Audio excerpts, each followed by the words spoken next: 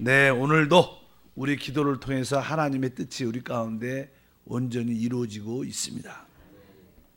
자, 오늘은 느헤미야에 대한 말씀을 한번 나누겠습니다. 이 마지막 시대에 하나님께서는 초대교회의 그 원래 하나님이 이루셨던 그 놀라운 교회를 회복하기를 원하십니다.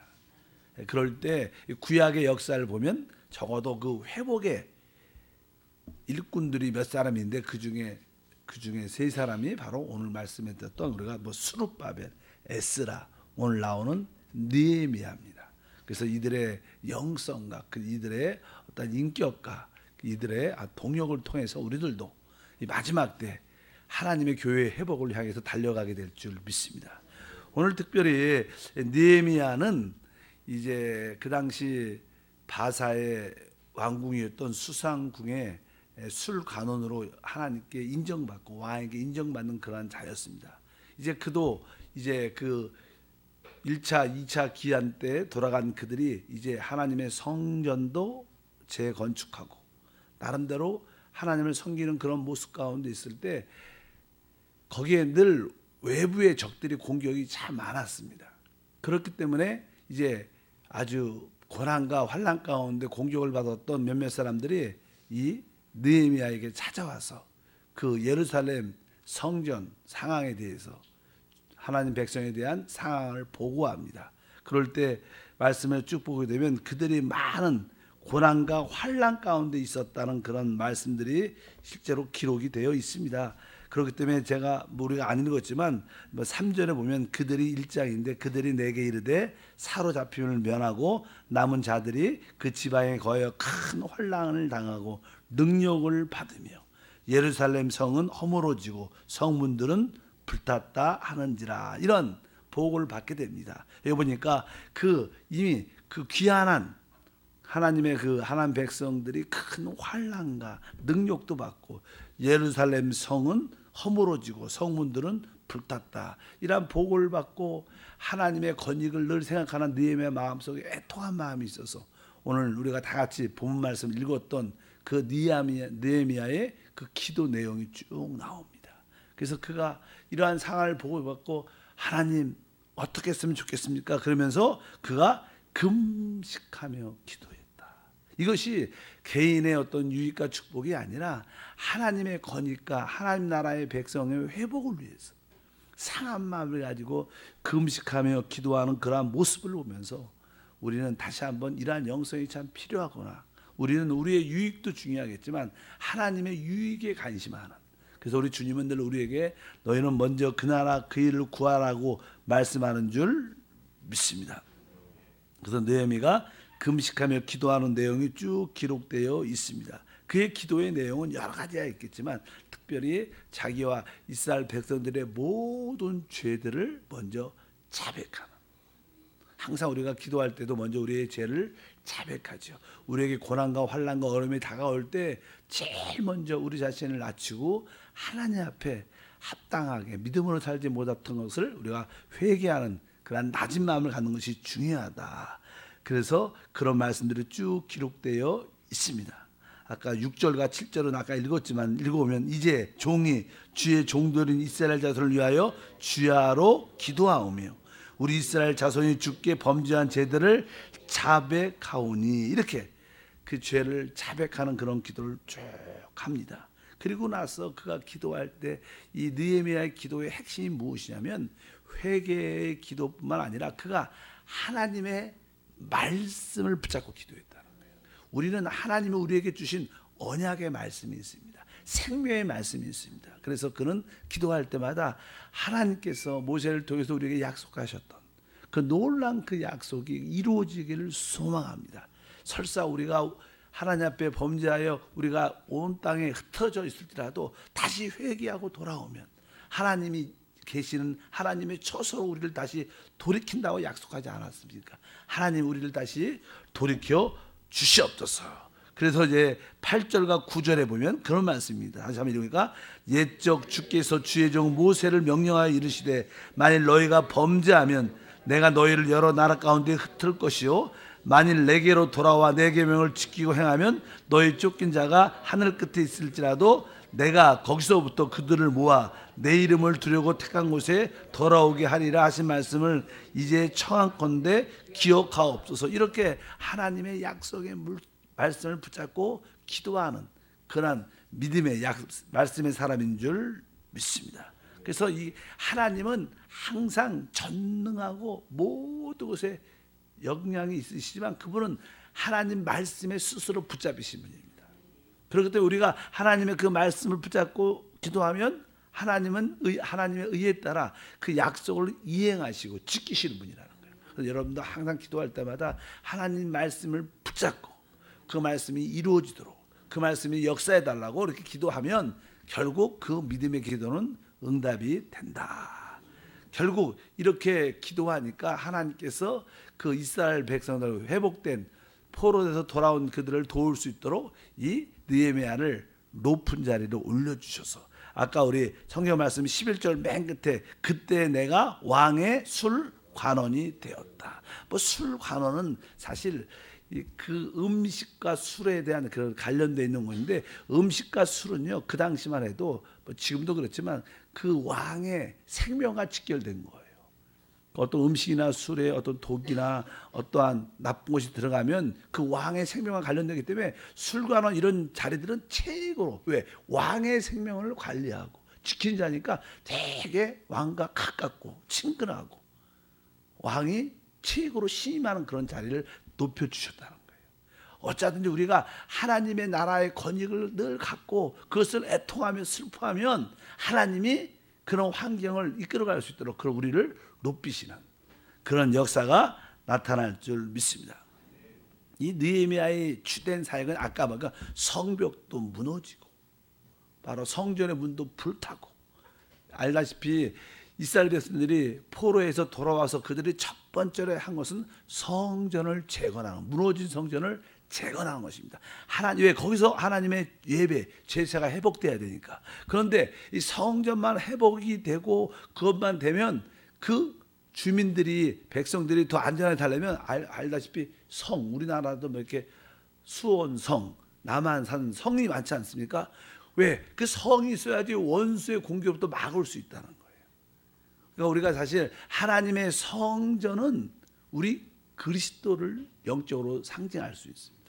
우리 그리스도에 대한 우리의 신앙이 회복돼 예배가 회복돼야 될 줄 믿습니다. 그러나 우리가 오직 그리스도에 대한 신앙과 예배만 회복된다고 모든 것이 되는 것이 아니라 끊임없이 원수가 공격해 오기 때문에 성벽이 잘 세워져야 원수의 공격을 이길 수 있습니다. 그러면 이 성벽이 무엇이 영적으로 우리의 성벽이 무엇이냐? 우리의 영적인 성벽은 바로 교회 생활이에요. 믿으시면 아멘. 우리가 합당한 교회 생활을 여러분들의 교구와 뭐 기관과 부서와 서로 이렇게 연결돼서 우리가 서로 중보하고 어려움을 서로 나누고 또 같이 기뻐하고 같이 슬퍼할 때 원수의 모든 공격을 이겨낼 수 있는 거예요. 근데 이 성벽이 약한 분들이 많죠. 오직 그리스도에 대한 신앙만 개인적으로 관심이 있습니다. 이런 분들은 큰 환난과 고난이 다가올 때 그것을 이길 수 있지 않다는 거예요. 그래서 제가 여러분에게 늘 강조하는 게 그리스도에 대한 신앙뿐만 아니라 교회 생활이 회복돼야 된다. 한번 따라할까요? 교회 생활이 우리의 성벽이다. 다시 한번 교회 생활이 우리의 성벽이다. 근데 여러분들이 그리스도에 대한 신앙이 회복되고 예배가 회복되면 아주 놀라운 구원과 하나님의 은혜를 갖지만 그것을 지속적으로 누리려면 뭐예요? 바로 교회 생활, 우리의 성벽이 완전히 회복돼서 원수의 모든 공격도 이길 수 있는 그런 은혜와 축복이 함께할 줄 믿습니다. 저는 개인적으로 우리 성도들이 뭐 자녀뿐만 아니라 남편이나 또 개인적인 직장과 사업, 건강 또 이렇게 자기의 연약함에 대한 힘듦들이 다 있습니다. 근데 많은 성도들이 성벽 같은 동역자들이 별로 없으니까 이런 아픔들을 이야기하지 못하고 그냥 내 마음속에 혼자 꽁꽁 앓다가 힘들어하는 성도들이 많아요. 그런데 사실 우리는 우리의 연약함을 서로 어떤 교구에서 같은 지역 식구들에게 교구장에게 이게 말할 수 있는 그런 믿음까지 올라와야 돼요.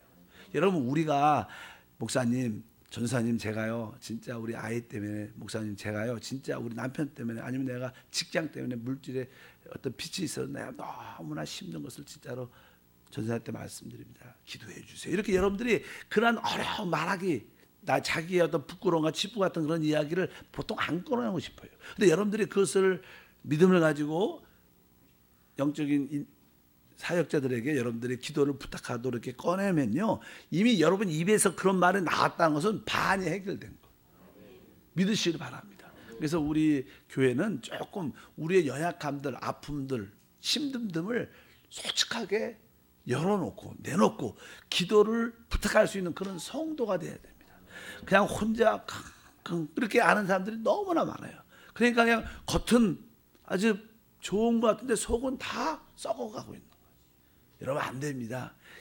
그런 것들을 이렇게 말해낼 수 있고, 하나님과 나만 직통으로 하지. 여러분 거기에는 늘 말씀해 성벽이 없는 거예요. 성벽이. 원수가 거기 가면 그냥 또 무너지고 또 빼앗기는 거예요. 여러분 성벽이 단단하길 바랍니다. 그런 우리의 연약함을 말하는 것이 부끄러움이 아니에요. 뭐 사도 바울도 자기의 육신의 연약함이 있었기 때문에 그래서 하나님께 기도하고 그것을 말해낼 수 있는 우리 모두가 돼야 된다. 그래서 다른 사람들의 어려움을 서로 듣고 기도할 때 뭐 그런 부끄러움들을 또 말하고 싶지 않고 그런 소문나고 싶지 않죠. 우리도 그런 이야기를 듣고 오직 기도만 하나님께 드려야지 남들한테 뭐 그렇대더라 이런 얘기하니까 사람들이 상처받으니까 내가 다시는 그런 얘기 안 한다. 이렇게 얘기해서 그런 분위기가 조성된 건데 막 그런 것들은 바로 사단의 역사다.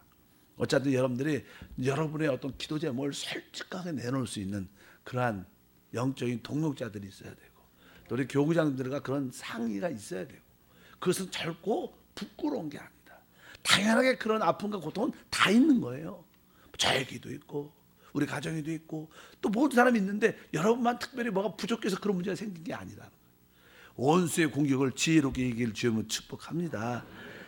그래서 이 느헤미야는 주도 바로 이 성벽을 건축해서 다시 한번 그러면서 이제 내부적으로 이 문제도 해결하는 그러한 역사가 있습니다. 어제 공부했던 에스라는 하나님 말씀으로 그것을 재조성하는 성전에 대한 회복의 역사였지만 오늘 말씀에 있는 느헤미야는 그러한 성벽을 아주 강조하는, 그래서 이 성벽을 질 때는요 알다시피 이 원수들과 직접적인 관계가 가까운 데 있기 때문에 공격이 많이 옵니다. 또 원수들이 그러한 성벽을 짓지 못하도록 합당 교회 생활을 하지 못하도록 반대가 많아요. 그래서 우리가 어찌하든지 그것을 이기려고 승리한 역사가 나타나서 근데 그들이 성벽을 건축할 때 그들의 모습은 이렇게 써 있어요. 4장에 보면요 16절과 18절 보니까 이렇게 써 있습니다. 그때로부터 내수와 사람들의 절반은 일하고 절반은 갑옷을 입고 창과 방패와 활을 가졌고 민장은 유다 온 족속이 뒤에 있었으며 성을 건축하는 자와 짐을 나르는 자는 다 각각 한 손으로 일을 하며 한 손에는 병기를 잡았는데 건축하는 자는 각기 허리에 칼을 차고 건축하며 나팔 부는 자는 내 곁에 섰느니라. 쉽게 말하면 그들은 한 손에는 하나님의 성벽을 건축하는 일을 하고 또 한쪽에는 바로 여기 보니까 또 병기를 붙잡았다. 이렇게 우리가 영적인 봉사를 두 개를 다 해야 된다는 것입니다. 믿으시면 아면 여러분들이 한편적으로 또 신앙생활도 잘하면서 또 일도 잘하면서 또 영적인 내적인 생명도 관심 갖는 바로 한 손에는 바로 무엇입니까? 바로 영적인 무기를 가지고 또 한편적으로는 생명의 역사를 가지고 우리가 하나님을 섬기는 은혜가 우리 가운데 함께할 줄 믿습니다.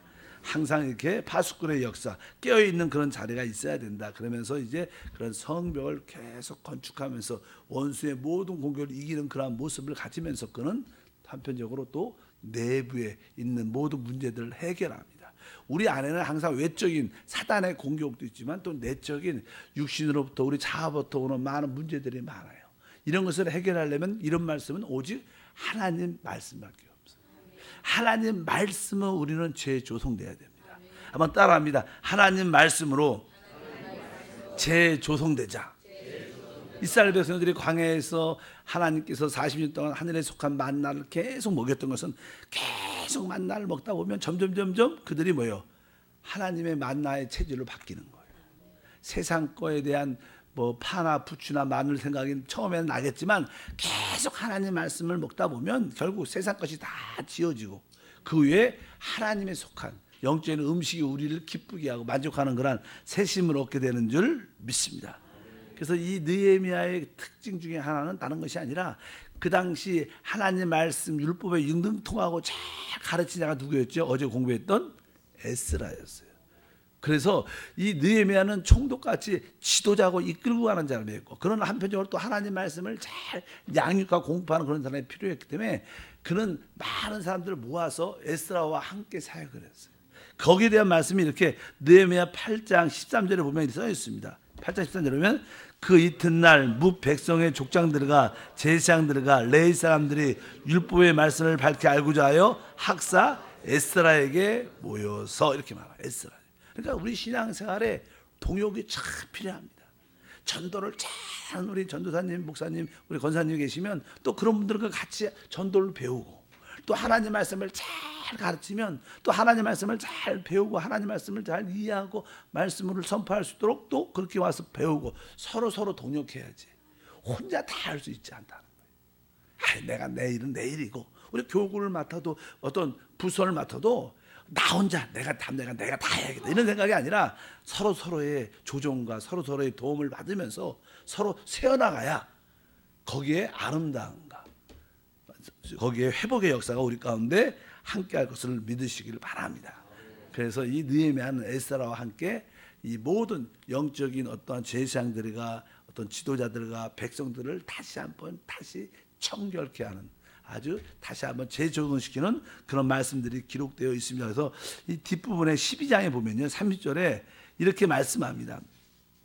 12장 30절에 보니까 제사장들과 레위 사람들이 몸을 정결하게 하고 또 백성과 성문과 성벽을 정결하게 하니라. 그러니까 모든 이 느헤미야는 에스라와 함께 모든 성벽뿐만 아니라 또 제사장들이 어떻게 하나님을 섬겨야 되고, 레위인들은 어떻게 봉사해야 되고, 우리 하나님 백성들은 어떻게 하나님을 깨게 나와야 되고, 이러한 자세한 모든 부분에 대해서 회복의 역사를, 그들을 올바로 정결케 하는, 재조성하는 그런 사역을 감당했다는 거예요.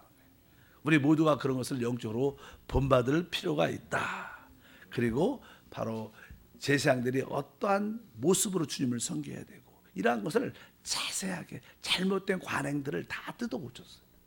거기에 보면 제사장들이 특별히 어떠한 물질에 대하여 합당치 못하고 또 이방인의 높은 사람을 데리고 와서 성전에 큰 방을 하는 자리 주고, 막 이런 안 좋은 관행들이 많았는데 그런 관행들을 다 뒤집어서 하나님 앞에서 합당한 모습으로 돌이키는 그러한 말씀에 따라 회복하는 그런 역사를 감당한 줄 믿습니다. 결론적으로 말씀드리면 느헤미야는 하나님께 쓰임받는 합당한 성격이 있었어요. 그런 좋은 성격 중에 하나가 바로 태도나 행동에 있어서 아주 적극적이고 긍정적인 사람이었어요. 왕 앞에서도 사람은 이렇게 자기의 슬픔과 연약함과 자기의 감정을, 안 좋은 감정을 잠깐 표시하는 사람들이 많습니다. 그럼 다른 사람한테 영향이 가죠. 승질을 낸다든가 일하다가 삐진다든가, 예를 들어서 그러다 보면 그런 영향들이 남들한테 갑니다. 근데 항상 이 느헤미야는 왕과 또 다른 백성들과의 관계에 있어도 항상 긍정적이고요, 아주 밝은 모습으로 모두 적극적으로 대하는 그런 성격이 있었다고 보통 우리가 말씀을 많이 합니다. 그리고 그는 진짜 하나님을 사랑하고 하나님의 권위에 관심이 있었어요. 하나님을 사랑할 뿐만 아니라 우리는 하나님의 권위, 그분의 유익에 대한 관심이 있어야 돼요. 하나님 나라가 어떻게 하면 더 회복되고 강해질 수 있는가, 그런데 관심 있는 귀한 일꾼이었다고 또한 말씀을 드릴 수 있습니다. 그래서 그는 또 믿음의 사람으로 어떤 환경 가운데 오직 하나님이 함께 하셔서 우리가 승리할 거라는 그런 담대한 믿음이 있었어요. 여러분, 우리는 우리의 환경을 바라보지 말고 항상 하나님이 나와 함께 할 뿐만 아니라 우리에게 하나님의 승리를 주신다, 그런 믿음의 사람, 그런 사람이 사실 뭐예요? 하나님을 믿는, 신뢰하는 사람, 그런 사람이 하나님과 하나 되는 그러한 사람인 줄 믿습니다. 또 느헤미야는 워낙 모르겠어요. 제가 쭉 보면 이분은 그 나름대로 왕께 신임을 받았던 사람이라 재정적인 여유가 항상 있었기 때문에 항상 베풀면서 일을 했어요. 베풀면서. 절대로 이기적이지 않았다. 많은 자기의 재산으로 많은 일꾼들을 먹이고 이끌어가는 그런 전혀 이기적이지 않는 그러한 모습이 그분에게 이분은 그래서 최고의 우리가 보통 이제 하는 성경에서 최고의 어떤 영적 지도자가 누군가 하면 느헤미야를 뽑습니다. 왜? 이는 진짜 이기적이지도 않았고 또 교만하지도 않았고 특별히 에스라와 같은 그런 말씀을 깊이 아는 자들과 기쁨으로 동역할 수 있고 바로 모든 전체를 볼 수 있는 영적인 시야가 있었다. 그래서 최고의 지도자라고 말씀합니다. 어차피 여러분 자녀들도 이런 느헤미야 같은 그런 일꾼들이 세워져서 하나님의 건일과 또 우리 나라와 우리 교회를 위해서 쓰임받는 그런 기도를 많이 하시길 바랍니다. 하나님 아버지 감사합니다. 다시 한번 이 마지막 시대에 하나님의 나라인 교회의 회복을 주님은 원하십니다. 교회의 회복을 위하여 좋은 일꾼들이 필요합니다. 하나님 스룹바벨 같은 에스라 같은 느헤미야 같은 그런 일꾼들을 우리 교회에 또 교구마다 각 기관마다 보내주셔서 하나님의 회복을 하나님 나라의 부흥을 다시 한번 보도록 은혜를 더하여 주옵소서. 이 성전과 가정에서 새벽을 깨우는 일꾼들에게 다시 한번 하나님의 강력한 위로하심과 지키심과 축복하심이 있음을 믿습니다. 귀한 예물 믿음으로 드립니다. 주여 영광받아 주옵소서. 주 예수 이름으로 기도함나이다. 아멘.